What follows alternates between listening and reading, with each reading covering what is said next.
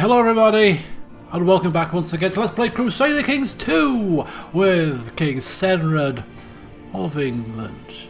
Right, back on with the old face cam for this episode. The issue I've got with the face cam is sometimes when I'm in a rush, I haven't got time to mess around with the settings and to set it up, which is why I don't put it on.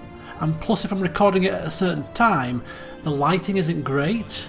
It's difficult to find a balance because it's kind of dusky outside, it's not that dark, so the lights don't show up at the back, so it's difficult to get the right balance, and to mess around and try to get that when I'm short of time is a bit more tricky. However, when I'm recording in advance like I am today, I can record at a time where it's nice and dark and you can get the better quality lighting, so that's why some sessions have it and some sessions don't, just to clarify if you're wondering. Anyway, I'll have to get a sorted for the summer, because in the summer it's going to be lighter for much longer, so I can't wait until it's dark, otherwise I'll be recording at 10 o'clock at night. But we'll cross that bridge when we come to it. Okay, enough about technical issues and stuff. Let's dive into the session. I have done a couple of bits and bats just off camera before we start the session in earnest. It seems Cenred might become known as the Builder King, for he has already commissioned the construction of a bishopric, a temple here in the Isle of Man, as I said he was going to do. So that's going to be ready in a couple of years' time. But in addition to that, he's also continuing to try to charm the people, especially those closest to home. He has taken his capital as Leeds, as his father has done. So that was a given, really. I mean, the Isle of Man, it's a bit of a backwater village in comparison. No offence to people living there at the moment, of course. But it is. So he's happily moving over to Leeds eventually, once this war is done down here. But yes, as a show of good faith to the people of Leeds and Hull, who have been within our loving embrace for many years now, we are expanding the castle walls there. Of course, we're expanding the castle walls here as well. And we are also ensuring the protection of the upcoming Kirkstall Abbey, as in upcoming in 24 years' time, by creating this fortification. So already building works have just suddenly sprung up around our lands. So that's a starter for 10 in terms of getting the building work sorted. As you can also see here, the more eagle-eyed amongst you, we have also started the recruitment of the retinue, Johann's Holy Hussars. They are being recruited as we speak. 3 Hussar units, so that's 600 men are on recruitment, so we'll see what happens with those. So that's just a couple of little bits that we've had to sort out. And we've made this man our cupbearer, because he is a chappie who's we've voted for as the heir, should we perish before anybody else in our family is given that opportunity. We like him, he's zealous, he's a crusader, he's strong. We're going to get along nicely. Which brings me on to my next point, which is to do with marriage. We've got 2 sons who can be betrothed, and there's 3 possible candidates for 2 children. And I'm not going to make it today, but if you want to give your comments on these potential options, please feel free to do so. The first candidate is... get me bearings. No, it's not that guy. It's this guy. Ailf north of Lancaster. He's 28. He's nobody in particular. I mean, he does like us very much. Nothing overly special about him, but nothing that bad either. His daughter is the heir to the duchy, and if they don't have any more children, or any more sons at least, if we were to betroth to her, and he would accept a non-matrilineal betrothal to either of our sons, if she was to come duchess, that would mean that our son would become, or their children rather, would become, future Johansson dukes, spreading the empire and all that. So that's the first option. The second option is to betroth to this man's daughter, for the same reason that should she come into the duchy as the current heir, again their children, my sons and and his daughters would be a Johansson and would then be future dukes of Somerset. So that's also a potential. Plus, what's more likely, better for us, is that we like this man very much. So, and he could be the future king. So our son, whichever one marries, could potentially be betrothed to a princess, although we're hoping that we don't die before this man comes into well, we have to die. That doesn't make sense. We're hoping that doesn't happen very soon, is what I'm trying to say. But yeah, potentially, if something was to happen to us, our son could be betrothed to a princess of England. So that's quite a handy little betrothal, potentially. So that's the two within the realm of England that's caught Cenred's eye. The other one outside of the realm that's caught his eye is our father wouldn't marry into this family because King Conrad was a cynic. Cenred is not quite as zealous as his father, and a bit of cynicism is not enough to put us off marrying into this family, given that he's been crowned by the blessed Pope Leo, his daughter has been crowned by Pope Nicholas, or baptized rather, and she's attractive. She's looking pretty spiffy, a similar age. Princess Benedicta, potentially an alliance there from a king that's not too far away. This looks to be quite a prospect. The only issue is that political concerns. What political concerns? We have no clue. But this is our first choice. Gonna keep asking. We're gonna keep coming back to see if he'll take the betrothal eventually. And two more things before we start in earnest then. I just thought that this guy looked really cool. King Alaric the Crusader Aquitaine, of course, gifted the throne as the reward for the crusade as the beneficiary. Gets this awesome helmet to wear. I mean, it's rather frightening, it must be said. But yeah, bloodline and all that. And look at that for a trait. The Crusader King trait. Look at that. Personal combat plus 15, same faith opinion plus 35, martial plus 3, national levy plus 20%. Wow, that is quite something. So that's that, and one more thing, apologies. Pope Robert the Just of France, father to a man who our father did not get on very well with, a womanizer, although that probably is going to be something that Cenred can almost relate to now. Yeah. His father was excommunicated by the Pope because of our father asking for that to happen, given his womanizing ways. It looks like his son's been excommunicated now as well. Just what are they doing in France? I do not know. Okay, so there you go, folks. That's a little bit of an introduction. Sorry about that. I always like to ramble on for the first 5 or 10 minutes. Anyway, here we are. Battle is raging in Oxford. Our father's body barely cold. And we have to win this. We have to ensure that his death was not completely in vain by winning this fight and dealing with this woman. So without further ado, let's see what happens.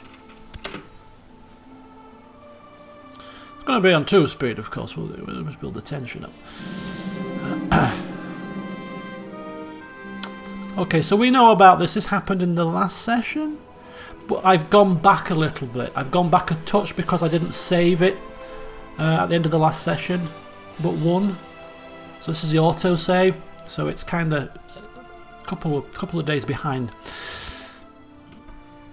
If that makes any sense at all. Oh yes, and we invited to our court a new commander, because we were lacking people of martial ability, and he's pretty good. Look at that, 20 martial, a brave man. He's got a hair lip, but hey ho, he's going to be wearing a helmet most of the time.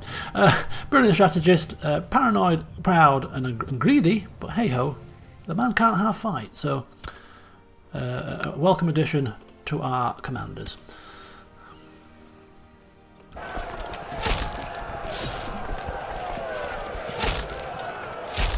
So it looks like that this battle is in our favour,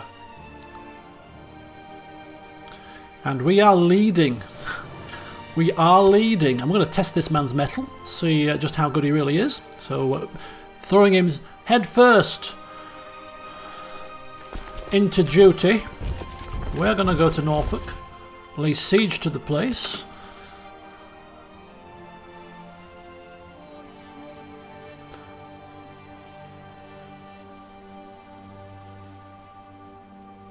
Hopefully that army will stay in Norfolk, and we can.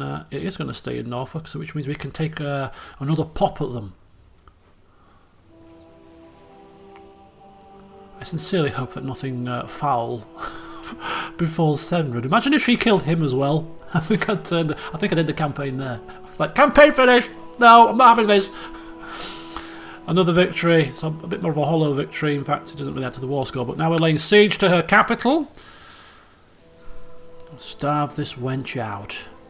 Oh, she's leading troops. She's actually in this army here. Which makes me really want to chase it down so we can capture on the battlefield. Just going to keep an eye on where she goes because I don't want her attacking my retinue. Maybe I should have waited until this war was over before doing this. The defenders have lost men. Heavy losses, it seems. Trying to throw themselves against us. In vain. Right, they are settling here. So once we have captured this, we'll probably lift this siege. Okay.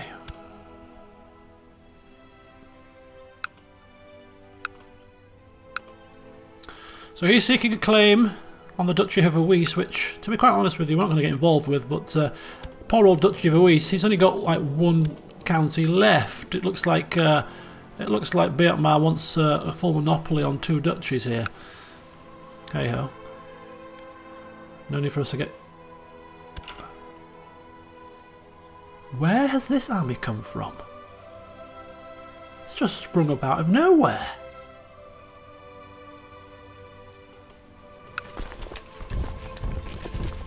Right, we need to head this off at the pass. If we can. Don't want them to merge. It's quite similar to our size. We need to weaken where we can.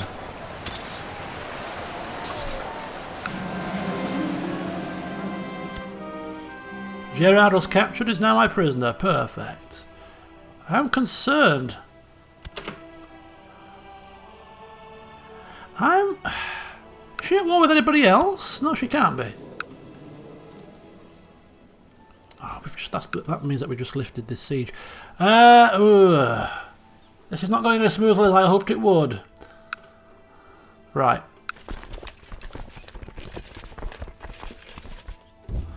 I'm going to take the chance. I'm going to see if we can capture her. See if we can capture her and put an end to this nice and quick. Oh, they're merging. They're merging. This could be... don't merge. Ooh. We just might want to stand here for a second, because if they do merge, we're going to get a negative penalty. And that could even the stakes.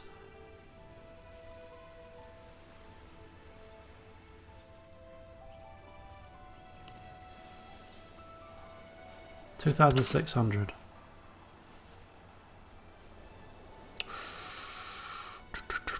Oh dear. Right. Let's capture a capital. It's the best thing we can do. It's going to be the best opportunity to get some decent war score here. 2007. We can always raise some mercenaries, of course, if we are getting desperate. Right, what have we got here? Children lack of childhood focus. This is my youngest son. We're going to... what shall we do with him? How shall we teach him? My oldest son rather, is being trained in the art of struggle. So we might try something. Oh, nice one, nice one. We might go with duty and diligence. We'll try something new. Right, dalliance with Helga has resulted in a child, which we knew. Fortunately, Signhelm thinks little Bjorthwaru is his. She's managed to work her charms. Well done, Helga the Proud. Our secret is safe. And now my wife is pregnant, which is an issue because she's an adulteress, but hey ho. Open relationship and all that.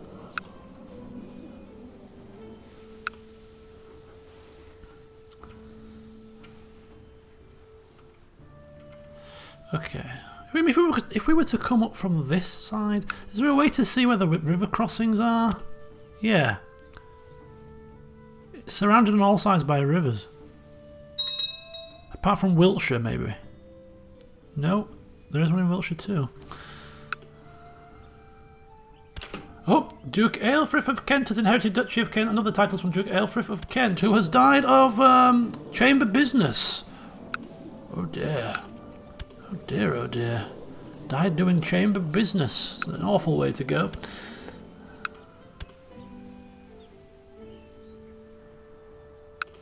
Never mind. Never mind at all. Right, okay, so she's going to capture that. Minus 23%. It's not looking good, is it? Can you imagine if she was to win this? The absolute horror? I don't think we should just hire some mercenaries just to put this army down and win this fight and win this, you know, win this war much quicker. We'll see how much war score we get from taking this, and if it's, it should be a decent chunk, and if it's not, I think we're going to go for mercenaries.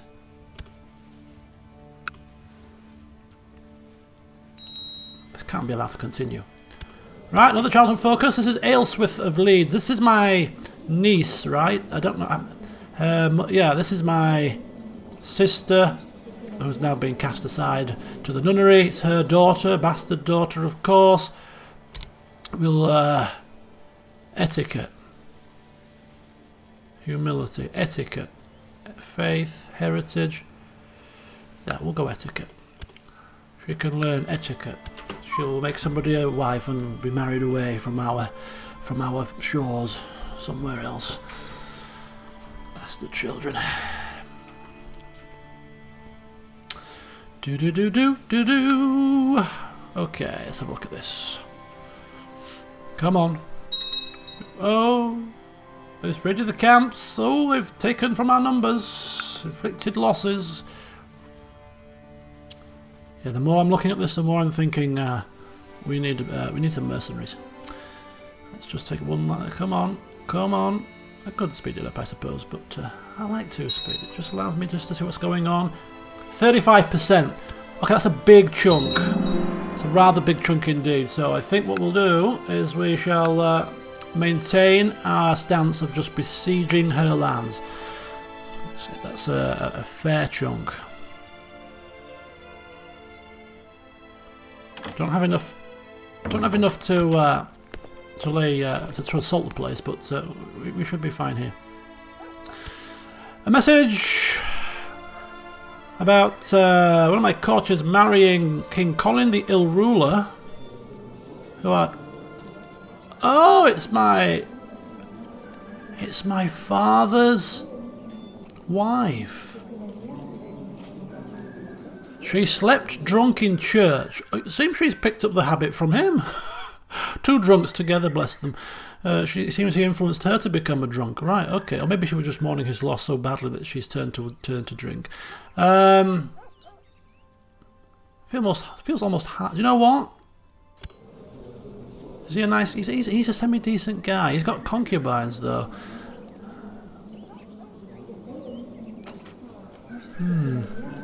One leg.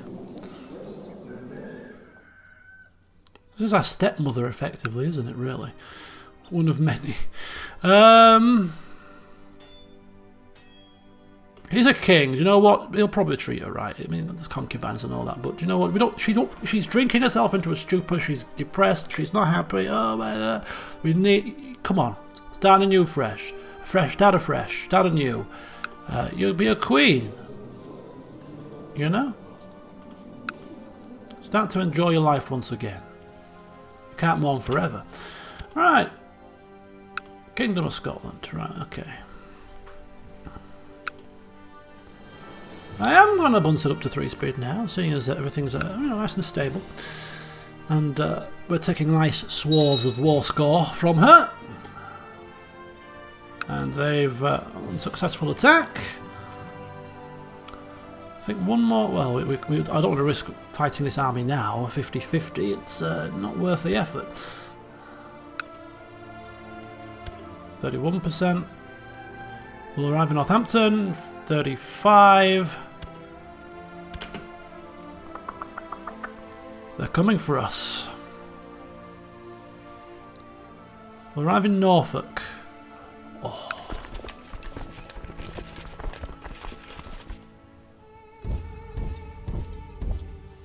This time we have 8th of August.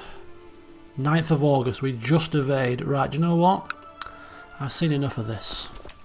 I've seen enough of this. Where's me mercenaries here? Let's get some mercenaries on. Let's get some mercenaries. 135, 1500 men. The Sardinian band, the Lombard band. They're both pretty much the same. These are a little bit cheaper. They're already out. 12. What's these? These are a little bit cheaper. Swiss band. 17. Bring these down.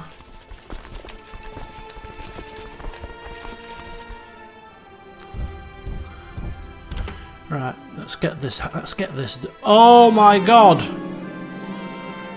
Aidwolf. I like the name Aidwolf. Aidwolf. Yeah.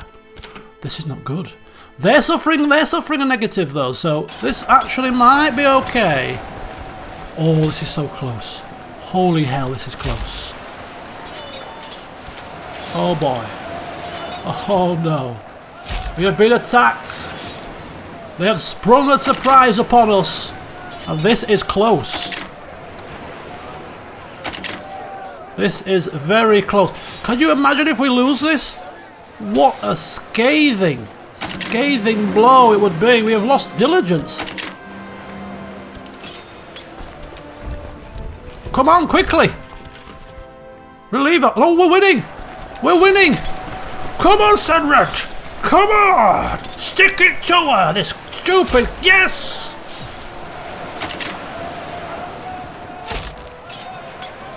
And we've been reinforced to seal the deal. Smash them! 96%! Wow!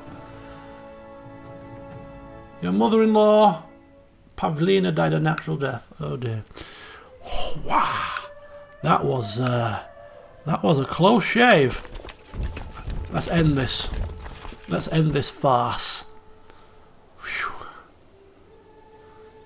Okay, maybe the mercenaries weren't required after all, but they could have been, if we were losing that little bonus could have saved us. So, you know, better safe than sorry, as they say. Better safe than sorry. God, it would have been absolutely. Can you imagine Cenred, his first battle as king, and he ends up losing to the Duchess? Oh, the woman that killed his father. My God. Utter embarrassment. Right, let's finish this off. Here we go, folks. If we achieve nothing else in this session, I don't care. This was what I wanted. I mean, I want to flipping extract maximum pain on this woman. But that is not Cenred's way. He's just. But first of all, let us push our demands forward. Utterly beaten, and she is in the stockade. Let us disband all troops. The peasants in Isle of Man spent a long time on the road in order to meet with the priests, or so your court chaplain Ainthrift claims. He suggested it would be in your interest to construct local shrines. Yes, indeed, I think we should construct. So we're constructing a bishopric there.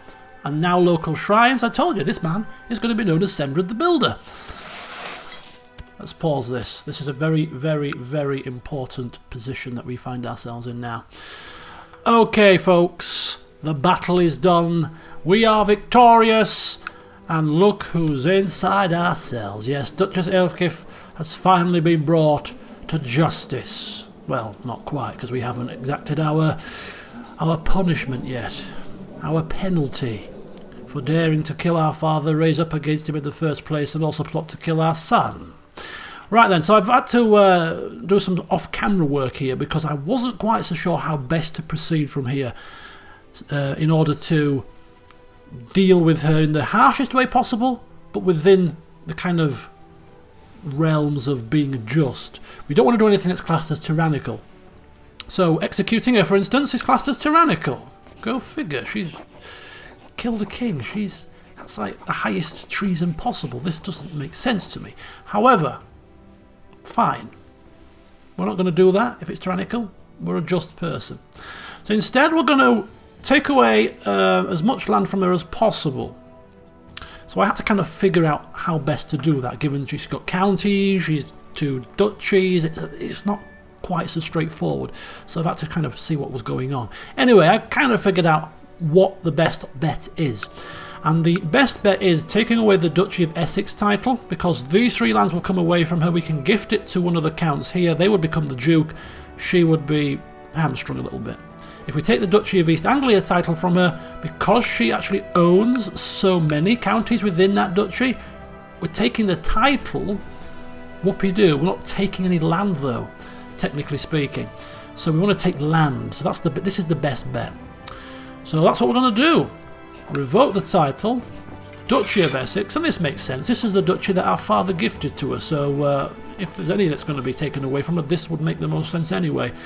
So we take that away. She loses those lands. Because she is the Count of Northampton as well, that doesn't come with the Duchy of Essex title, even though de jure it does belong here. But that's by the by. She's lost these 3 pieces of land. And looking at this guy, he's a lunatic. We know about this man's history, and he's also depressed, craven, and he's not very great. This boy isn't of age yet, but he very soon is. He's studying stewardship, so potentially could be a good ruler. We don't know for certain, but out of the 3, he's kind of the best bet. So we're going to make him the Duchy, or the Duke rather, of Essex. There you go. Oh, my favourite music is starting. So there you go, a new Duke in the land. She has been hamstrung, and in relation to her current situation, she's going to rot in the cells for a little while. We deem that she shall spend 2 years, well, 2 and a bit. 1st of January 974. She will remain in the cells until then.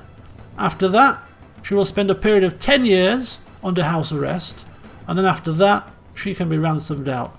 Hopefully, she'll have learnt from the error of her ways. Of course, if she survives that long. That is her sentence, and I think that's quite lenient. 12 years total incarceration? Bargain. But yeah, there you go, folks. And now, the fun and games begin. Because now that we have dealt with this, there's matters to attend to closer to home, and that involves a coronation ceremony. And who better to coronate this man to ensure that the vassals and the people view him in the same regard they viewed his father? Of course, only a pope crowning us would achieve that. So we're going to go to him. Well, rather, we're going to ask Ainfrith to speak to him on our behalf. And of course, given he likes us so much, there should not be a problem.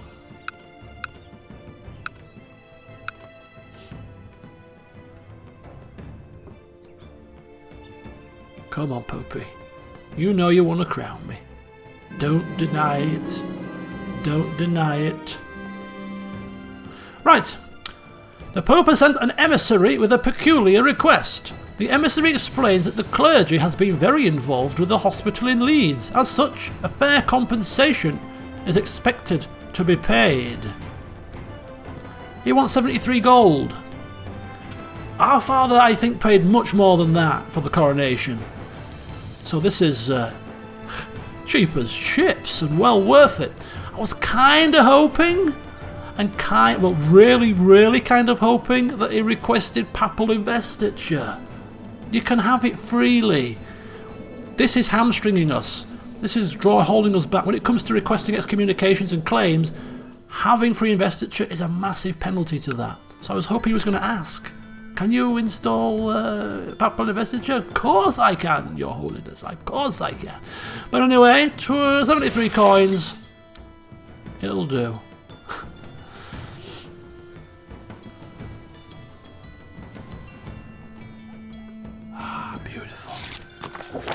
I shall be glad, says the new Pope, Marinus II, to recognise your divine right to rule as soon as you officially proclaim that it is no business of the king to appoint members of the clergy. Oh, he wants money and he wants papal investiture. Very well. I gladly allow papal investiture across the land. Only you should dictate who rules in our churches. Of course. Of course. It's worked out perfectly. Okay then, so now that I have distinguished member of the Catholic clergy to officiate my coronation, that's an understatement, I must decide how I wish to spend on the ceremony. Extravagance, dignified, private. Again, like the father, I mean, we are humble as well, I believe. We've lost diligence, but we're still humble. But our father had an extravagant ceremony not because of the fact that he wants it to be a lavish feast and, oh, look at me. But the more your money you spend on it, the more food you put on, the more people can come and watch it. And it's important that as many people come and watch it as possible to see this man crowned by the Pope, to reinforce that image that he wants to portray, that he is Johann II, essentially. So spending extravagantly to ensure that as many people as possible see this glorious day. Few people declining, few people attending. It's okay if your hair appointments take precedence. So only a few more days remain before I am crowned king before God and all my subjects. My court is filled with distinguished guests. Both vassal and foreign dignitaries come to bear witness to this fundamental moment of my reign. Such a lavish ceremony is a rare spectacle. It is indeed, and hopefully it won't be coming again too soon, because I'm young and I want to reign for a long time. So bring forth the coronation. I'm ready. And here it is. We are meeting new rulers, exchanging ideas about politics and royal virtues. And somebody has an anecdote to share. Fostering good relations or finances? I mean, he's a steward, right?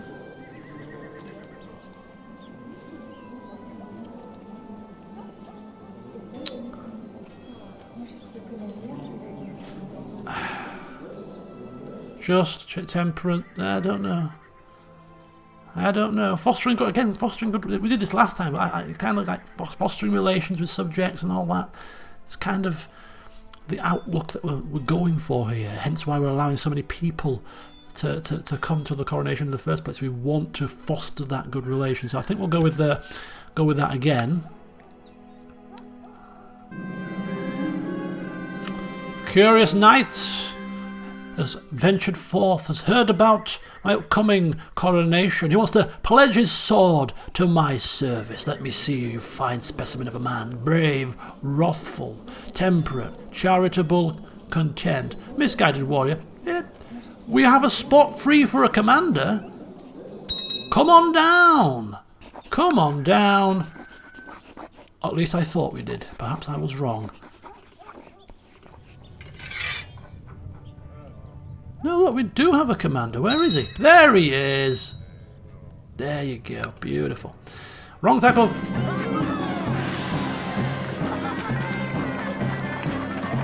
I kneel before Pope Marinus II as a host of vassals surrounds us in complete silence. The Pope blesses me and places the royal crown upon my head, proclaiming me King of England by the grace of God. I am finally and truly king. And so we have been crowned. Look at that. Proper official crown on our head and everything. Now we have finished temple holding. In York? No, that's a mistake. We weren't building temples in York and Hull. We were building castle walls. I think the game has got a bit confused there. We built a temple here. What's going on here? Bishopric of Middlesbrough. Bishopric of Hull. When did we... Are these the bishoprics that my father started building and they've only just finished? Confused. Bishopric of Middlesbrough. Right, okay. We need to give these titles away then, don't we? Because we can't hold these titles. We are not Right, okay. Let's go to our court and see who shall be given this these little bishopric things. I mean, ultimately, we're papal investiture now, right? Can't we just give them away? No. Okay.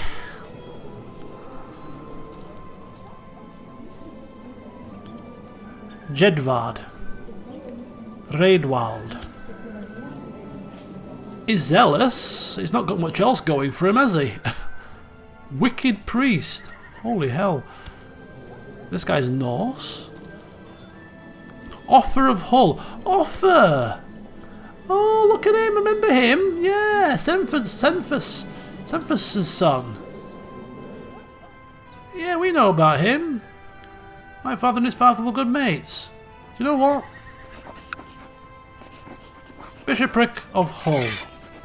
Because his father was called Cenphus of Hull. He's going home, folks. He's going home. There you go. Enjoy. Enjoy life as a priest. Right, which leaves us one more. Arnfast. Looks Norse to me. Ugh. No thank you. No thank you very much.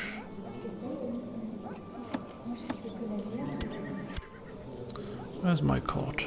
Right, there we go. Anybody else want a piece? Anybody else want a piece? Anybody else? Aelfwine commander. There's nothing wrong with commanders taking bishoprics, is there? A fighting priest, diligent. So let's have a look at our commanders. Let's see if any of our commanders. A holy commander. What finer man to lead the holy Huskars, right? Okay, let's have a quick look. Quick look. Who shall lead the holy Huskars? Learning of 9, brave, temperate, charitable but wrathful. Okay, not a problem. Aelfwine the whiner. Probably not best. Arbitrary. Aelfwulf. The unchaste. Crusader. Erudite. He's craven. Oh, possessed. Oh, jeez. Everything was looking so fine and dandy until that part. Right, well, should he be a commander if he's... Goodness me. Right, okay. It's probably going to have to be this guy then. Aelstan. Yeah. Not too horrendous. There you go. So that gets rid of those bishoprics. They are in safe hands, we are sure, and now going forward the successors are appointed by the Pope. But look at that, full house, they all love us to bits. Which leaves us with one... What's Duke Beatmar of Somerset done? I think we can imprison him because he's plotting this fabrication. Do you know what? Let's have a fresh start, people. Let's have a fresh start. Let's get rid of all of them. And finally, the one thing our father never got round to. A grand tournament. Let's finish what we are finishing here.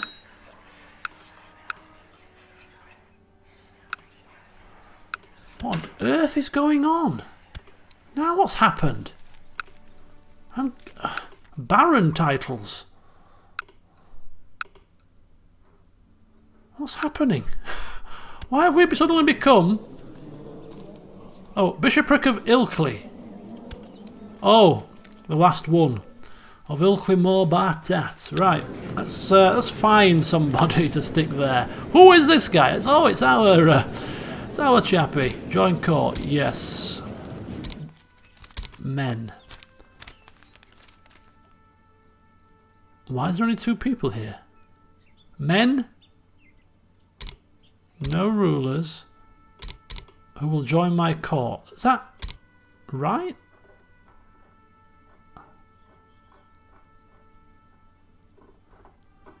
Join court any. Ruler no. Gender men. There we go. Sorry about that. Oh, court chaplain of Bath. 21. Trusting. Chaste. Envious, just, and a mastermind theologian. He would make for a perfect bishop. Right, bring him forth. Oh, grant him a landed title. Oh, I can just do it straight from here. There you go, son. There you go. Enjoy.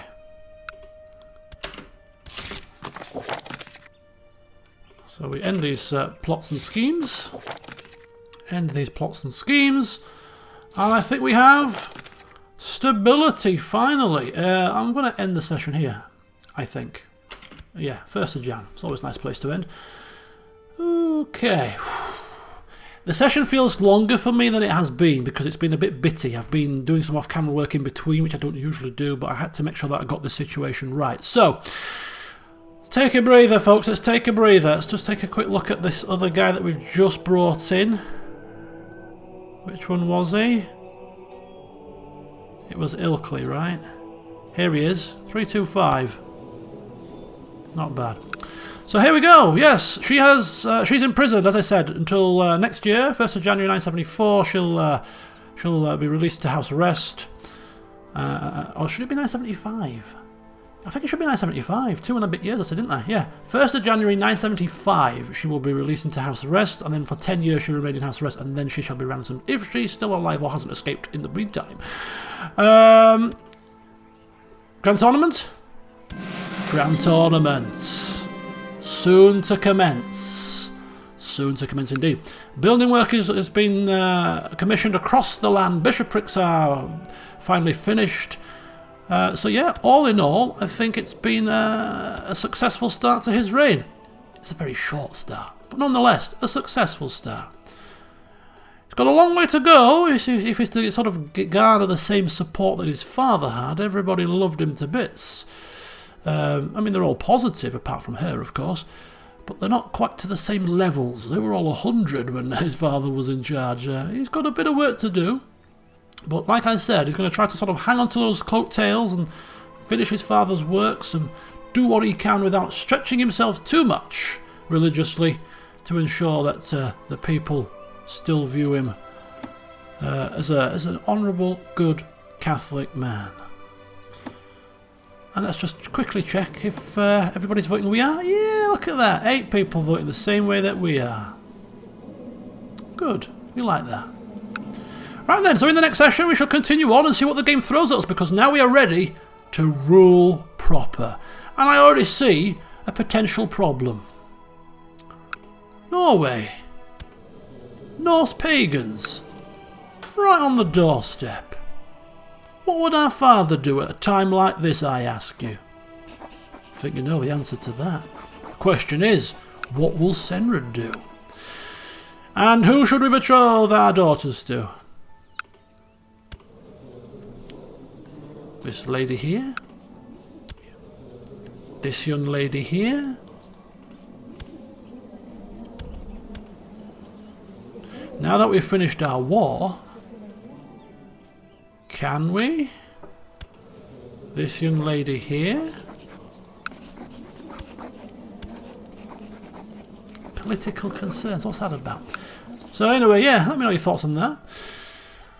Whew, right, so join me in the next session. As I said, we will continue on and yeah, start Cenred's rule in earnest with a grand tournament. Until then, see you soon.